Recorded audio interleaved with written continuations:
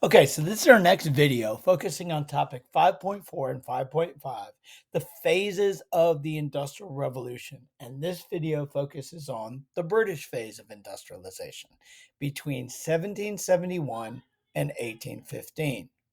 So, just a reminder that we look at the big picture.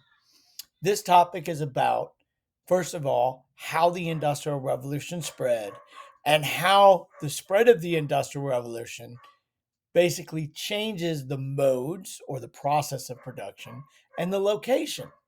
And secondly, with a focus on technology, how did this technological development shape production during this time period?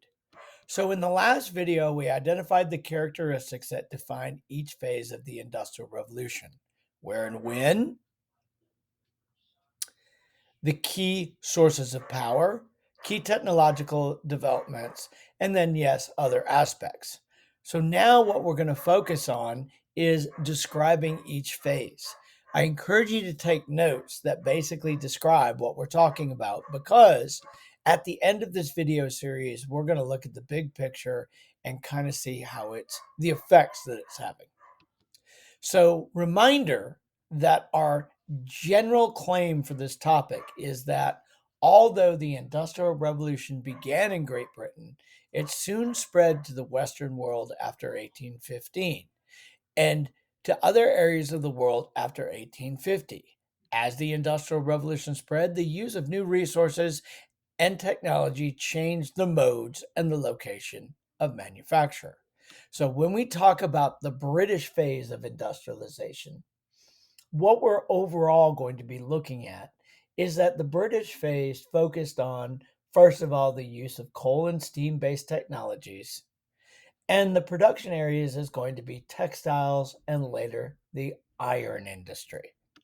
So, just to kind of review, the Industrial Revolution and industrialization was first seen in textile production.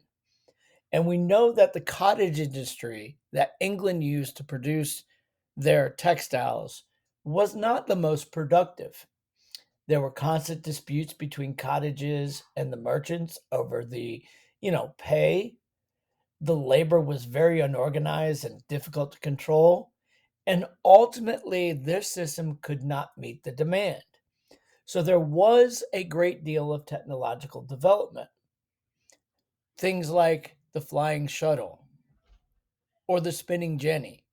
And later, Richard Arkwright's water frame all improved it, but they also required power sources and space that people's homes didn't have.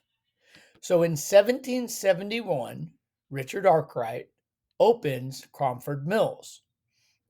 This is the first factory. As you can see, this factory still stands today. And essentially, this was the start of the Industrial Revolution. The factory system, a system of production that was adopted in England at the beginning of the Industrial Revolution, in which labor, management, and technology are all placed in one location, had many, many, many advantages. First of all, it could use cheaper labor that was unskilled. Second of all, it could also provide greater control of not only the workers, but the production process, because everything's taking place in that building. And then finally, factories could be located near the linkages, the canals that England built, and had access not only to the materials that they needed, but also the markets from which to sell them. So this is Arkwright's Cromford Mills, and it was created in 1771, but it still used water power. And this water power was important because it drove what eventually became the water frame. This is a weaving machine that is all powered by water. It's a very heavy and an expensive piece of machinery that needed a factory. This is calico cotton. This is the popular patterns of cotton clothes and other cotton cloth that was created, that was in high demand, and gave the merchant capitalists such as Richard Arkwright the wealth that they desired. Now, shortly after Arkwright opened Cromford Mills, a gentleman by the name of James Watt made his big contribution to the Industrial Revolution, and that contribution was the steam engine. Now, the steam engine had been used forever. I mean, the Greeks developed the first steam engine, but the problem is that it was very inefficient. Steam engines were used across England, but only by coal mines because they demanded so much coal that they had to be by a mine and they were used to pump out the water. Literally, for every 3 buckets of coal that came out of the ground, 1.5 went to feeding the steam engine, which pumped out the mines. What Watt did is he basically perfected it. He made it smaller, he made it more efficient, and he also made it adaptable for other resources. So the growing merchant capitalists who were involved in textile mills began to use this and not slow moving streams and canals that essentially provided the power for British industrialization. As you can see here, this was made possible by the massive amounts of coal and iron that England had. So when you look at the first map, you see that production literally took place in smaller areas. But after the Industrial Revolution, production is going to move right on top of these large coal and iron deposits. And this was made possible by James Watt steam engine. The second application of the ideas of Industrial Revolution was ironworking. Iron would make the bones of the Industrial Revolution. Not only was the steam engine and the boilers that powered it made out of iron, but also many other things were made from iron. And strong iron was very important to have. A gentleman by the name of Henry Cort pioneered the use of a refined coal called coke that burned hotter and got rid of the impurities within the raw iron, making it not only stronger, but also easier to work with. What this did is this made iron a usable material for many things.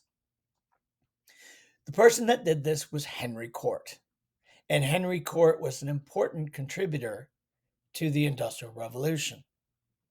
Another contributor was our old friend Eli Whitney. If you don't remember who Eli Whitney is because you've blocked out Georgia history, Eli Whitney was the inventor of the cotton gin, a machine that was hand powered and later powered by water and finally by a steam engine that removed the seeds from the cotton fiber and sped up that process. Eli Whitney also created the idea of interchangeable parts. Think right now if you had an automobile and let's say a part of the engine broke. Before the Industrial Revolution, even though you wouldn't have an automobile, just play along with me, you wouldn't have the parts to replace and therefore would have to throw away the car.